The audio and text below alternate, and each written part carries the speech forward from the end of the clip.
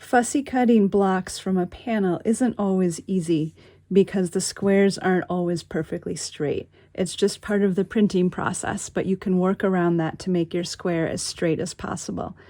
So if I put my ruler on this square, you can see it's a little less than 6.5 inches wide and about 6.5 inches long. But you can also see that if I put the edges on that white line over here and down here, they're not quite straight. So what we're going to do is kind of straighten it as we go.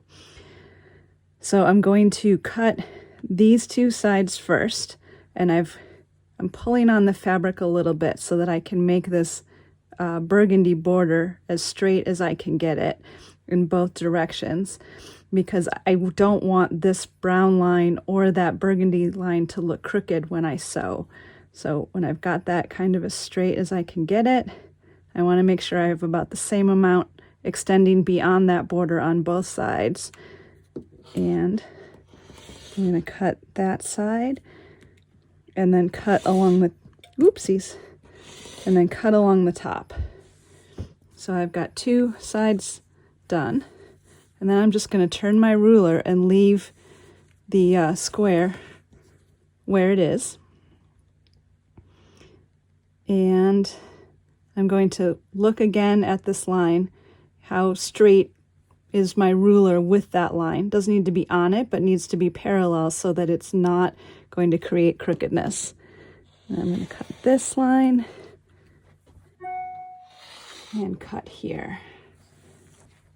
And there you can see my square. I've got a little bit of blue and white on the sides, which will be fine because it'll be hidden in the seam allowance. But my cut lines are pretty straight with this inner frame, so things won't look crooked when I sew the pieces onto the block to make my project.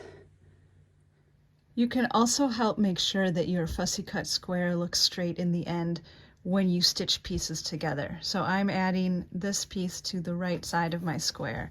So I'm going to flip it over on top and align the edges, and then I'm going to turn it so that I have my fussy cut square on the top.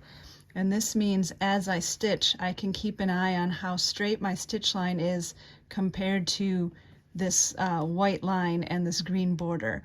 And if I need to, I can adjust the angle of my stitch line a little bit so that my stitch line ends up parallel to the straight lines printed in the block, and that will make the block look nice and straight when you're done.